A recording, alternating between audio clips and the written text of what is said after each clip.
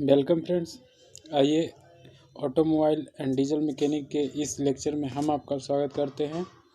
इसमें हम लोग पढ़ने वाले हैं डीजल मैकेनिक्स के इंजन्स वाले पोर्शंस के बारे में, यानी कि इंजन्स के जो पार्ट्स होते हैं उसके बारे में पढ़ने वाले हैं। ठीक है, तो आइए कुछ बेसिक्स जानकारी ले लेते हैं इंजन्स के बारे में। ठीक है, जो हम लोग आईसी इंजन्स में पढ़ चुके होते हैं या पढ़ते हैं। ठीक है, तो आईसी इंजन में हम लोग पढ़े होंगे कि इंजन जो है मुख्यतः दो प्रकार के होते हैं। कौन कौन? एक होता है एक्सटर्नल कंबसन इंजन और दूसरा होता है हमारा इंटरनल कंबसन इंजन। ठीक है, यानी कि अगर हम बात करें कि एक होता है हमारा एक्सटर्नल कंबसन इंजन यानी ईसी इंजन। एक्सटर्नल कंबसन मतलब ई से एक्सटर्नल और सी से कंबसन, ईसी इंजन। तो ईसी इंजन में क्या होगा कि से इसमें कंबसन जो होगा यानी फ्यूल का जो कंबसन होगा यानी फ्यूल जो जलेगा वो आउटसाइड जलेगा, यानी इंजन के आउटसाइड फ्यूल का कंबसन होगा। ठीक है, तो ये हमारा एक्सटर्नल कंबसन इंजन कहलाता है। ये हमारा पुराना वाला जो इंजन होता था जब जेम्स वाट ने डिज़ाइन किया था तो उस समय का ये हमारा एक्सटर्नल कंबसन इंजन कहलाता था। ये लोकोमोटिव्स के नाम से जाना जाता था जनरली जो कि ट्रेन में हम लोग फिल्मों में देखा करते थे कि कोयले को झोंक कर करके हम लोग जो ऐसे फ्यूल को कंबसन करवाते थे और उसके सहारे वो जो इंजन आपका वर्क करता था। ठीक है, तो अब जो है इसको मॉडिफाई कर करके हम लोग एक नया इंजन का इस्तेमाल किए हैं, वो है हमारा आईसी इंजन। आईसी इंजन क्या होता है? वो होता है इंटरनल कंबसन इंजन। इसमें जो कंबसन होगा फ्यूल का वो इंजन के इनसाइड होगा, यानी कि इंजन के अंदर में ही सिलेंडर बने होंगे जिसके अंदर जो है से आपका कंबसन होगा फ्यूल का। ठीक है, तो ये इसको हम लोग बोलते हैं इंटरनल कंबसन इंजन। तो अब बात ये होता है कि से ये एक्सटर्नल कंबसन इंजन और इंटरनल कंबसन इंजन में बेसिक डिफरेंस तो आपको पता चल गया हो कि एक में आपका एक्सटर्नली आपको फ्यूल कंबसन हो रहा है, एक में आपका जो है इंटरनली फ्यूल कंबसन हो रहा है। ठीक है, तो अब बात है कि से जो इससे हम लोग इस पे आए हैं तो क्यों आए हैं? तो आने का कारण है कि इसकी अगर इफ़िशियंसी देखी जाए तो मुश्किल से 30% के आसपास इसकी इफ़िशियंसी होती थी। ठीक है, 25 से 35% के आसपास इसकी इफ़िशियंसी होती थी। ठीक है, लेकिन आईसी इंजन्स के इंट्रोड्यूस होने के कारण से इसकी जो इफ़िशियंसी है वो 50 से 70% तक चली गई। ठीक है, यानी कि जो हमारा इंटरनल कंबसन इंजन है उसके कारण जो आपका इफ़िशियंसी आया वो 50 से 70% तक हो गया। तो अब जो है हम लोग इस कॉन्सेप्ट को डिलीट कर दिए। ठीक है, और अब जो है हम लोग इस्तेमाल करते हैं वो है हमारा इंटरनल कंबसन इंजन। ठीक है, तो अब जो है हम लोग इंटरनल कंबसन इंजन को ही ज़्यादातर इस्तेमाल में ला रहे हैं। ठीक है, तो आइए देखते हैं इंटरनल कंबसन इंजन में भी आपका दो तरह का होता है। इंटरनल कंबसन इंजन में कौन कौन? तो एक होता है हमारा एक पेट्रोल से चलने वाला इंटरनल कंबसन इंजन और एक होता है हमारा डीजल से चलने वाला इंटरनल कंबसन इंजन। ठीक है, तो पेट्रोल से जो चलने वाला इंजन पेट्रोल से जो चलता है उसको हम लोग नाम देते हैं स्पार्क इग्निशन इंजन। ठीक है, पेट्रोल से जो चलता है उसको नाम देते हैं स्पार्क इग्निशन इंजन और डीजल से जो चलता है उसको हम लोग नाम देते हैं कंप्रेशन इग्निशन इंजन। ऐसा इसलिए क्योंकि पेट्रोल की जो इग्निशन टेम्परेचर होती है, सेल्फ इग्निशन टेम्परेचर, वो होता है डीजल के मुकाबले ज़्यादा। ठीक ना, यानी कि डीजल के मुकाबले पेट्रोल की जो इग्निशन टेम्परेचर होती है, ठीक है, वो आपको ज़्यादा होती है, जिसके कारण से इसको जलाने के लिए हमको क्या करवाना पड़ता है? इग्नाइट करवाना पड़ता है स्पार्क के द्वारा। ठीक है, यानी कि उसको स्पार्क के सहारे जो है हम लोग उसको जलाने की प्रक्रिया को शुरुआत करते हैं। ठीक है, लेकिन डीजल की अगर बात किया जाए तो डीजल में इग्निशन टेम्परेचर जो है वो कम होता है पेट्रोल के कंपैरिजन में, जिसके कारण से इसको कंप्रेस कर दिया जाता है सिर्फ तो टेम्परेचर ज़्यादा हो जाने के कारण से ये खुद ब खुद जो है से जलने लग जाता है, यानी कि इसका इग्निशन टेम्परेचर कम होता है। ठीक है, तो इग्निशन टेम्परेचर कम होने के कारण से ये कंप्रेस करने पर ही सिर्फ जल जाता है, लेकिन इसको कंप्रेस करने पे ये नहीं जल पाता है पेट्रोल, इसीलिए इसको हम लोग स्पार्क करवा करके जलाते हैं। ठीक है, तो अब आइए आगे देखते हैं हम लोग के डीजल इंजन और पेट्रोल इंजन के बारे में हम लोग समझ चुके हैं। अब एक चीज़ और आपसे कहा जा सकता है कि इससे जो पेट्रोल इंजन होता है, पेट्रोल इंजन वो आपको ऑटो साइकिल पे वर्क करता है। ठीक ना, पेट्रोल इंजन ऑटो साइकिल पे वर्क करता है, जबकि डीजल इंजन जो है से डीजल साइकिल पे वर्क करता है। इसका तो सेम है, बल्कि पेट्रोल इंजन जो है से आपका ऑटो साइकिल पे वर्क करता है। ठीक है, ये आप लोग साइकिल जैसे आईसी इंजन में पढ़े होंगे, डीजल साइकिल और ऑटो साइकिल के बारे में। ठीक है, तो ये था कुछ बेसिक्स चीज़ें जो हम बताना चाह रहे थे। अब आइए देखते हैं इंजन्स में क्या कौन कौन से मेन पार्ट्स लगे होते हैं और किसके बारे में आपको क्वेश्चन पूछे जाते हैं ऑटोमोबाइल के सिलेबस के बाहर। ठीक है, तो देखिए, अगर हम देखें अगर एक इंजन्स को, तो इंजन में हमारा जो पोर्शन होगा वो होगा हमारा सिलेंडर ब्लॉक होगा। ठीक है, उसके ऊपर सिलेंडर हेड लगा हुआ रहेगा, और इंजन सिलेंडर हेड के सिलेंडर में अगर हम बात करें, सिलेंडर हेड जो है सिलेंडर ब्लॉक जो है, सिलेंडर ब्लॉक में जो सिलेंडर बने होंगे उसमें आपका पिस्टन जो है से मूव करता है। ठीक है, ऊपर नीचे मूव करता है, यानी कि रेसिप्रोकेटिंग मोशन करता है। ठीक है, फिर आपका पिस्टन पे आपका पिस्टन रिंग लगा हुआ रहता है, और ये पिस्टन जो है कनेक्टिंग रड के सहारे आपको क्रैंक शाफ्ट से जुड़ा हुआ रहता है। ठीक है, और इसको जो हम लोग फिट करने के लिए कनेक्टिंग रड को पिस्टन में फिट करने के लिए पिस्टन पिन का इस्तेमाल करते हैं, इसको गजन पिन भी कहा जाता है। ठीक है, पिस्टन पिन को गजन पिन भी कहते हैं। ठीक है, अब बात करते हैं कि ये जो कनेक्टिंग रड है, इसका एक सिरा तो पिस्टन के साथ कनेक्टेड होता है, दूसरा सिरा जो है से क्रैंक शाफ्ट के साथ कनेक्ट होता है। क्रैंक शाफ्ट जो है एक तरह का बेसिक शाफ्ट ही होता है, बट इस पे जो है जनरल्स बने हुए होते हैं। ठीक है, जनरल्स लगे हुए होते हैं, इसी जनरल्स में जो है आपका कनेक्टिंग रड जो है फिटेड होता है। ठीक ना,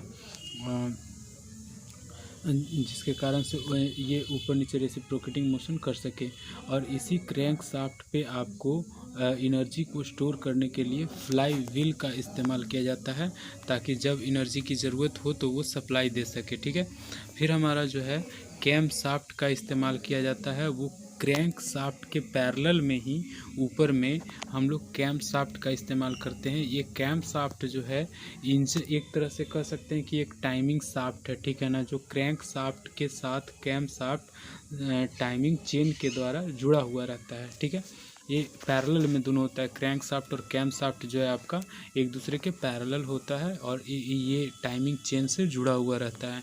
ठीक है, फिर आपका है जो से रॉकर आर्म है। ठीक है, ये रॉकर आर्म जो है आपको कैम शाफ्ट के ऊपर जो है से माउंट किया जाता है, या फिर ये कि उसके साथ अटैचमेंट में रहता है, जिसके वजह से ये टाइमिंग के अनुसार जो है जिस टाइमिंग में ये फिटेड होता है उसी टाइमिंग के अनुसार जैसे फायरिंग करवाना इसका काम होता है, या फिर अगर फ्यूल इंजेक्टर के सहारे फ्यूल को इंजेक्ट करना भी इसी के कारण से होता है।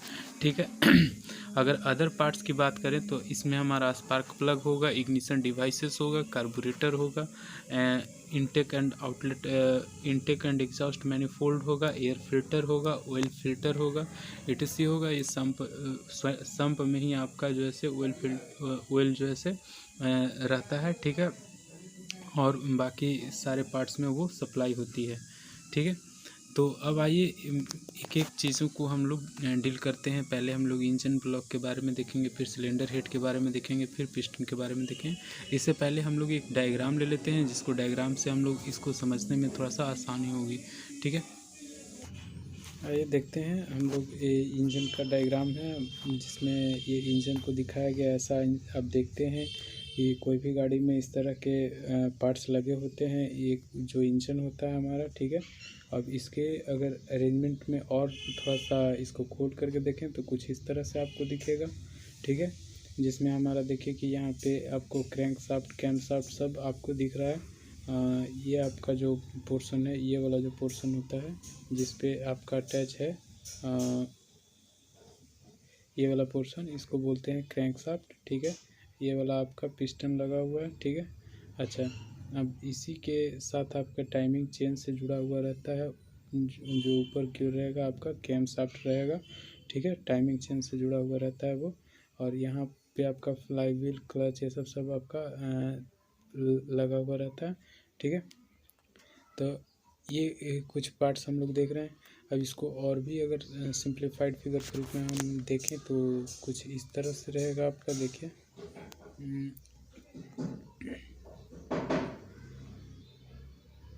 ये हमारा क्लियर फिगर।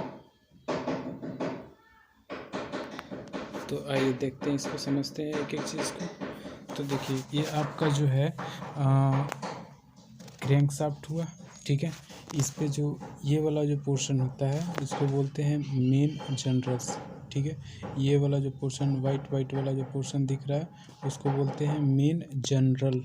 ठीक है, अच्छा, फिर आपका ये वाला जो सेक्शन देख रहे हैं, ये हमारा जो है सिलेंडर है, और सिलेंडर के अंदर में ये पिस्टन, ये जो है आपका पिस्टन है। ठीक है, और ये पिस्टन से कनेक्टेड, ये इसको हम लोग बोलते हैं कनेक्टिंग रड या पिस्टन रड।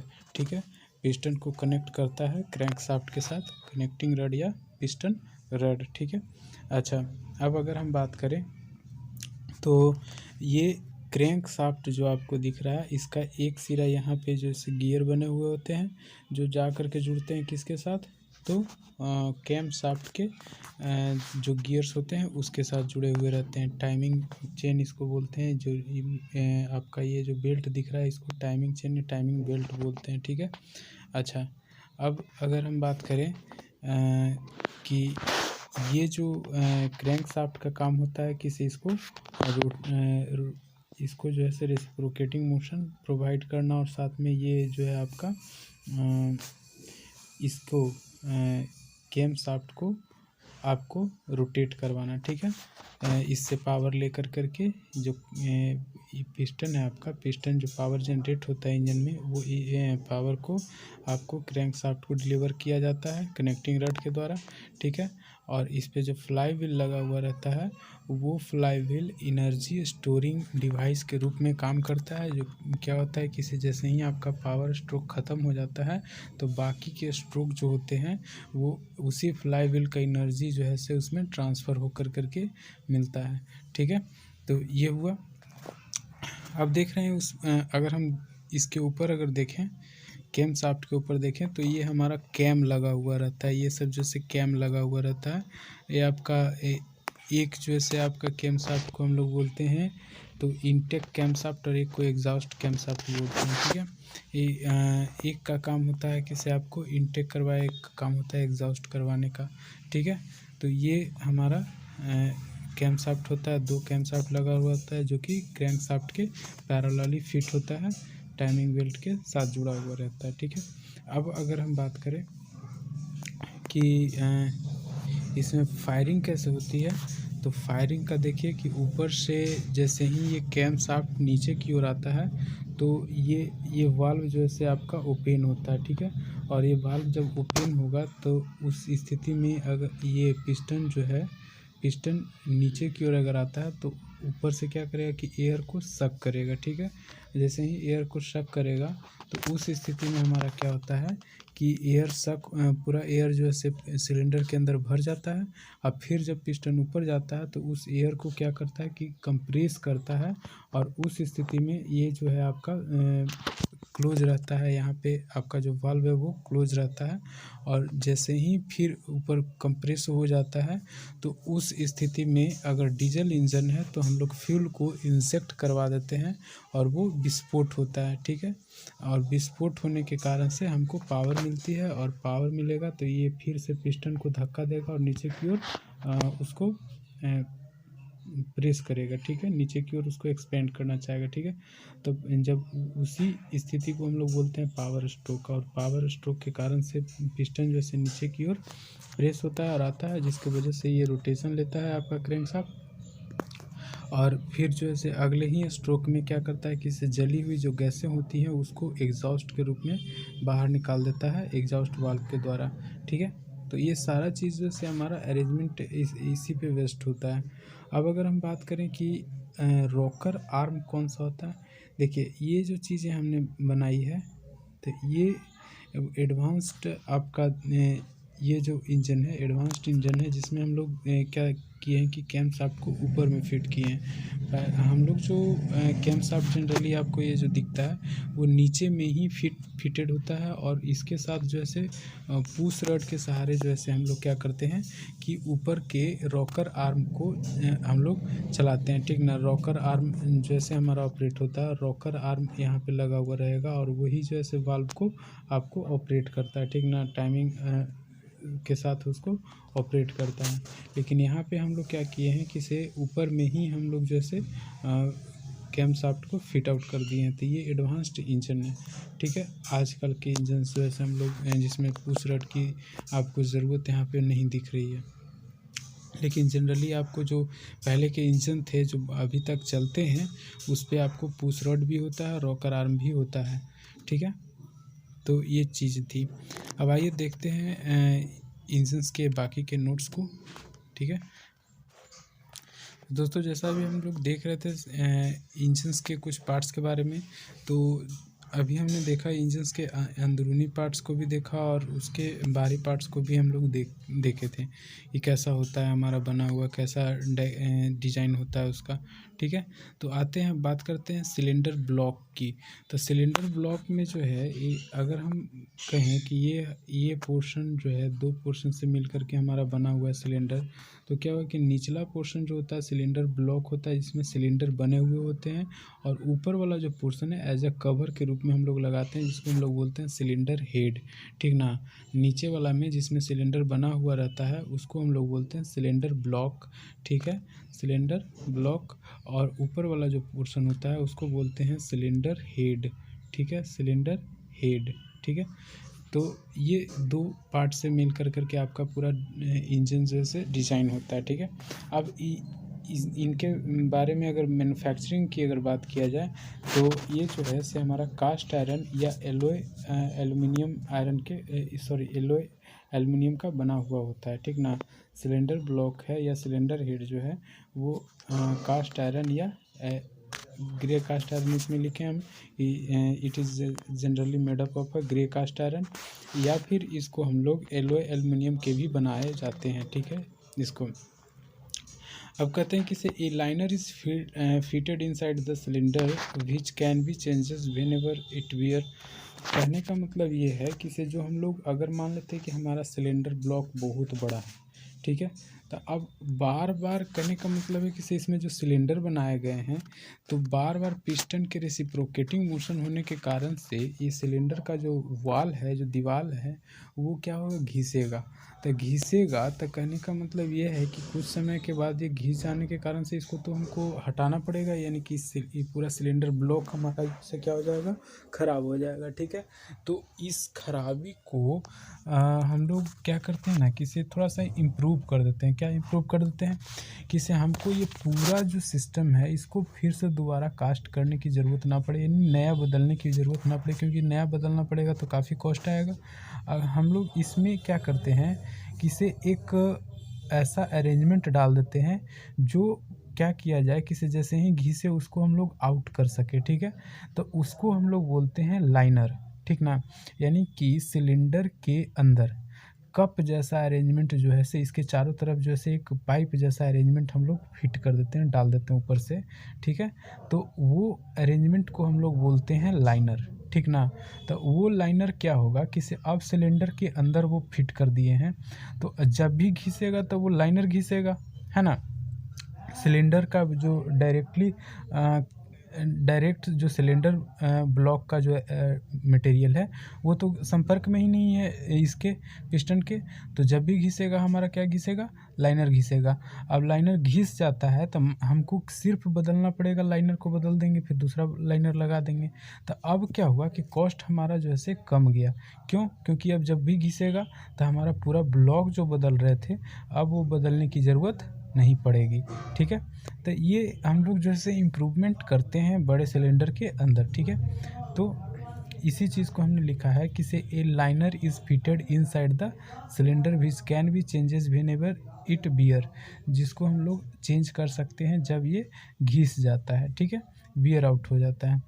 अच्छा, फिर कहता है cylinder liner is made up of a special alloy of iron. Cylinder का जो लाइनर है वो भी हमारा बनता है किससे, तो आयरन के एलॉय से बनता है, यानी कि लोहे के मिश्र धातु से बनता है, ठीक है। उसमें हम लोग उसके चिकनाई के गुण को बढ़ाने के लिए क्रोमियम और निकल जैसे मटेरियल्स को मिला करके और साथ ही साथ उसके टफनेस को बढ़ाने के लिए टंगस्टन भी मिला देते हैं। तो कुछ कुछ मटेरियल्स को मिला करके हम लोग जब मटेरियल्स को मिक्सअप करते हैं तो उसको हम लोग बोलते हैं एलॉय या फिर इम्प्योर मेटल बोलते हैं, ठीक है। तो वो एलॉय जो है हमारा आयरन का वही यूज़ होता है किस में, तो लाइनर में इस्तेमाल करते हैं, ठीक है। अब अगर हम बात करें कि वाल्व के बारे में अगर बात करें तो उस वाल्व को जो हमारा एग्जॉस्ट वाल्व होता है या इनलेट वाल्व होता है, तो ये इनलेट और आउटलेट वाल्व जो होता है उसको हम लोग बोलते हैं पोपेट वाल्व, ठीक ना। इंजन में जो हमारा दो ठो वाल्व लगा हुआ रहेगा ये सिलेंडर में, वो सिलेंडर में जो एक एग्जॉस्ट वाल्व होगा, एक हमारा इनलेट वाल्व होता है, ठीक है। तो कहने का मतलब है कि इस पे जो हमारा वाल्व फिट होता है उसको हम लोग बोलते हैं पोपेट वाल्व, ठीक है, पोपेट वाल्व। ये अक्सर ऑब्जेक्टिव में आपको पूछा जाता है कि से जो वाल्व होता है उसको क्या नाम दिया जाता है, तो पोपेट वाल्व से इनलेट और एग्जॉस्ट वाल्व को हम लोग जो है बंद करते हैं, ठीक है। फिर कहता है कि the surface of inside cylinder is mirror finished by grinding and honing process. जो सिलेंडर का अंदर का जो सरफेस होता है उसको हम लोग बहुत अच्छे तरीके से इतना चिकना करते हैं, उसको बोलते हैं मिरर फिनिशिंग, ठीक ना। काफ़ी ज़्यादा शीशे की तरह उसको चमका दिया जाता है ताकि जो है से स्मूथनेस आ जाए, ठीक ना, काफ़ी ज़्यादा स्मूथनेस आ जाए, ठीक है। रफ़ रहेगा तो पिस्टन जल्दी घिस जाएगा, ठीक है। तो पिस्टन जल्दी ना घिसे इसके लिए हम लोग क्या करते हैं, उसको मिरर फिनिशिंग करते हैं, ठीक है। मिरर फिनिशिंग करने का जो प्रोसेस होता है वो होता है ग्राइंडिंग और हॉनिंग प्रोसेस होता है, ठीक है। जबकि एक्सटर्नल पार्ट्स को फिनिश करने के लिए हम लोग लैपिंग प्रोसेस का इस्तेमाल करते हैं। एक्सटर्नल इंजन के एक्सटर्नल पार्ट्स को यानी ऊपरी भागों को फिनिश करने के लिए हम लोग लैपिंग प्रोसेस का इस्तेमाल करते हैं, ठीक है, जो कि आप लोग प्रोडक्शन प्रोसेस में ये सारी चीज़ें पढ़े होंगे, ठीक है।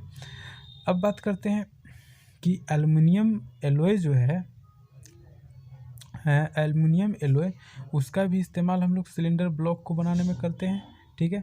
लेकिन जब इसका इस्तेमाल हम लोग करते हैं तो ये जो होता है हमारा क्या होता है, हल्का होता है, ठीक है। तो इसके लिए हम लोग जो है क्या करते हैं कि ग्रे कास्ट आयरन का इस्तेमाल करते हैं इसमें जो लाइनर फिट करते हैं ना उसके लिए, ठीक है। इस तरह के सिलेंडर में हम लोग लाइनर के रूप में ग्रे कास्ट आयरन का इस्तेमाल करते हैं। क्यों ग्रे कास्ट आयरन का इस्तेमाल करते हैं, क्योंकि ये हल्का होता है, जो आपका एल्युमिनियम एलॉय होता है वो काफ़ी हल्का होता है और कंडक्टिंग होता है, ठीक ना। कंडक्टिंग करने का मतलब वो हीट का सुपर कंडक्टर होता है, ठीक है। तो जब हीट का ज़्यादा कंडक्टिंग होगा तो इंजन जो है बहुत जल्दी ही गर्म हो जाएगा। तो जब इंजन जल्दी गर्म हो जाएगा तो नॉकिंग स्टार्ट हो जाएगी। तो उसको कंट्रोल करने के लिए हम लोग जो है से क्या करते हैं, ग्रे कास्ट आयरन का इस्तेमाल करते हैं, जो कि ये उतना अच्छा कंडक्टर नहीं होता है हीट का, ठीक है। तो ये हुआ बात है। और साथ ही साथ जैसे इसकी जो मेल्टिंग पॉइंट है वो भी ज़्यादा होती है, ठीक है। काफ़ी हाई टेम्परेचर को वो वियर कर सकता है, ठीक है। तो इसके लिए भी हम लोग ग्रे कास्ट आयरन का इस्तेमाल करते हैं लाइनर के रूप में, जब हम लोग सिलेंडर ब्लॉक अगर बना रहे हैं एल्युमिनियम एलॉय का। तब ये एल्युमिनियम एलॉय जो है ये सिलेंडर ब्लॉक जो है वो आपको कास्ट करके बनाया जाता है, ठीक है। कास्ट करके हम लोग इसको बनाते हैं और कास्ट करते समय सिलेंडर ब्लॉक के साथ साथ सिलेंडर हेड को भी एक ही साथ कास्ट किया जाता है, ठीक है। अच्छा, अब आइए नेक्स्ट देखते हैं। कहता है कि many equipments accessories like water pump, fuel pump, distributor, flywheel, inlet, exhaust manifold, air filter, carburetor, etc. are fitted with cylinder block cylinder block के साथ साथ कुछ इक्विपमेंट्स जो जो फिट किए जाते हैं वो कौन कौन है, तो वाटर पंप होता है, फ्यूल पंप होता है, ठीक है, डिस्ट्रीब्यूटर होता है, फ्लाई व्हील होता है, इनलेट एंड एग्जॉस्ट मैनिफोल्ड होता है, एयर फिल्टर होता है, कार्बोरेटर होता है, ठीक है, जो कि आपको किसके पास फिट रहेगा, तो फ्यूल एयर मिक्सचर को बनाने के लिए हम लोग कार्बोरेटर का इस्तेमाल करते हैं, ठीक है। तो किस में, तो ये पेट्रोल इंजन में इस्तेमाल होता है, ठीक है। फिर अगर हम बात करें कि ये इसका मैनिफोल्ड की बात करें, तो वो इनलेट और एग्जॉस्ट दोनों के पास जैसे हम लोग मैनिफोल्ड का इस्तेमाल करते हैं, ठीक है। अच्छा, फिर अगर हम बॉटम सेक्शन को देखें, अगर इंजन ब्लॉक के अगर बॉटम सेक्शंस को देखें तो उसको हम लोग बोलते हैं ऑयल पैन, यानी कि तेल का कड़ाह कह सकते हैं, जिसमें हम लोग जो है ऑयल को जमा करते हैं। ऑयल और फ्यूल में कन्फ्यूज़न आपको होगा, क्योंकि ऑयल जो हम लोग बोल रहे हैं वो मोबिल को बोल रहे हैं, ठीक ना। ऑयल जो है उसको हम लोग मोबिल को बोल रहे हैं। ये एक लुब्रिकेशन का काम करता है, ठीक है, लुब्रिकेशन और हल्का फुल्का कूलिंग का काम करता है, ठीक है। और जो फ्यूल होता है वो जल कर के पावर स्ट्रोक देता है, ठीक है। तो यहाँ पे जो है बॉटम सेक्शन में हमारा ऑयल पंप पैन होता है, या उसको हम लोग सम्प भी कहते हैं, ठीक ना। ऑयल पैन को ही सम्प भी कहते हैं, ठीक है। जबकि अपर सेक्शन में अगर हम बात करें सिलेंडर ब्लॉक के, तो सिलेंडर हेड जो है से अपर सेक्शन में आपका माउंटेड रहता है, ठीक है। अब अगर हम बात करें कि से अगर मान लेते हैं कि से आपका ये इंजन जो है वो अगर सिंगल सिलेंडर इंजन है, इंजन जो आपका है अगर सिंगल सिलेंडर इंजन है, तो उसमें हम लोग ठंडा करने के लिए वाटर का इस्तेमाल ना कर के फिन्स का इस्तेमाल करते हैं, ठीक ना। सिंगल सिलेंडर इंजन में हम लोग उसको कूलिंग करने के लिए, इंजन को कूलिंग ठंडा रखने के लिए फिन्स का इस्तेमाल करते हैं, ना कि उसमें हम लोग वाटर का इस्तेमाल करते हैं। जबकि बड़े सिलेंडर में हम लोग जो है पैसेज बना देते हैं वाटर को बहने के लिए, ताकि वाटर जो है उसके चारों तरफ जो है बहते रहे और उसको ठंडा रखे। एक निश्चित टेम्परेचर को मेंटेन किया जाता है। ठंडा करने का मतलब ये नहीं कि इसे 0 डिग्री सी तक ले आए। ठंडा करने का मतलब है कि इसे वो 90 डिग्री से ऊपर टेम्परेचर को ना जाने दे और 70 डिग्री से नीचे ना आने दे, ऐसा टेम्परेचर मेंटेन रखना पड़ता है, ठीक है। ताकि उसी टेम्परेचर पे आपका जैसे इंजन काम करता है, ठीक ना। तो एक समान टेम्परेचर को बनाए रखता है वो, ठीक है। तो ये हुई बातें। अब देखिए आगे हम लोग बात करते हैं सिलेंडर हेड का। तो ये जो है सिलेंडर हेड वो सिलेंडर ब्लॉक के साथ ही कास्ट किया जाता है। तो ये भी जो है से ग्रे कास्ट आयरन या एल्युमिनियम एलॉय का बनेगा, ठीक है। अच्छा, अगर हम बात करें कि ओपन वाल्व या क्लोजिंग वाल्व जो होता है, ओपनिंग या क्लोजिंग ऑफ वाल्व जो होगा वो सिलेंडर हेड के द्वारा ही होगा, यानी कि सिलेंडर हेड पे ही आपका वाल्व डिज़ाइन किए जाते हैं, ठीक है। अच्छा, फिर कहता है कि with cylinder head a spark plug और fuel injector is fitted on cylinder head. Cylinder head पे ही आपका स्पार्क प्लग भी फिट होता है और फ्यूल इंजेक्टर फिट होता है, ठीक ना। स्पार्क प्लग किसके लिए, पेट्रोल इंजन के लिए, फ्यूल इंजेक्टर किसके लिए, तो डीजल इंजन के लिए, ठीक है। तो ये अगर स्पार्क प्लग फिट होगा तो फ्यूल इंजेक्टर नहीं होगा, अगर फ्यूल इंजेक्टर फिट होगा तो स्पार्क प्लग नहीं होगा, ठीक है। दोनों में से कोई एक फिट होता है, ठीक है, इंजन में, ये according to fuel used.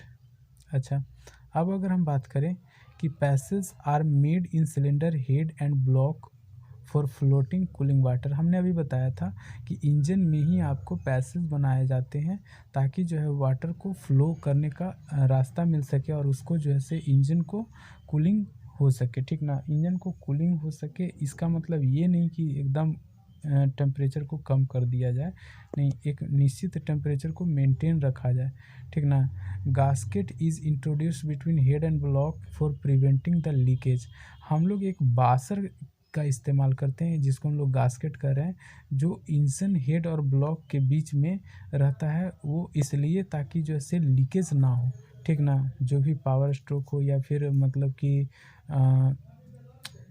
Exhaust stroke हो उसमें जो लीकेज जो होती है वो ना हो, ठीक है, या फिर ऑयल जो चारों तरफ सर्कुलेट कर रहा होता है वो भी लीकेज ना हो, ठीक है, ताकि आपका जो है मेंटेन रहे, इंजन जो है वो इफिशिएंटली वर्क करता रहे, ठीक है। अब आइए नेक्स्ट है हमारा कि design of cylinder head is depends upon combustion chamber, valve mechanism, spark plug position on the upper section, rocker arm is fitted। कहने का मतलब ये है कि सिलेंडर हेड का जो डिज़ाइन है वो डिपेंड करता है किस पे, कंबसन चैम्बर पे डिपेंड करता है। जितना बड़ा कंबसन चैम्बर रहेगा उतने बड़ा आपको उसी के हिसाब से आपको सिलेंडर हेड डिज़ाइन करना पड़ेगा। साथ साथ वाल्व का जो मैकेनिज़्म है उसके अनुसार भी आपका उसका डिज़ाइन निर्भर करता है कि कितना उसका ओपनिंग होगा और कितना जो है उसका ओपनिंग नहीं होगा, ठीक है। अब अगर हम बात करें कि रॉकर आर्म की, अगर बात करें तो सिलेंडर हेड पे ही आपका जो है रॉकर आर्म को फिट किया जाता है, ठीक है। और इस सिलेंडर हेड को कास्ट अगर करते हैं तो सिलेंडर ब्लॉक के साथ ही कास्ट कर देते हैं, ठीक है।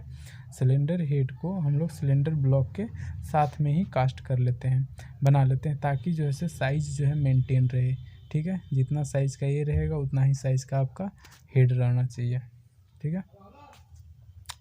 अब देखिए पिस्टन जो है ये हमारा इम्पॉर्टेंट पार्ट होता है सिलेंडर का, जो क्या करता है कि सिलेंडर के अंदर वो रेसिप्रोकेटिंग मोशन करके वो क्रैंक शाफ्ट के सर्कुलर मोशन में कन्वर्ट करवाता है, ठीक है। तो हम क्या कहें कि it is an important parts of an engine which converts the chemical energy to mechanical energy by compression stroke and expansion stroke.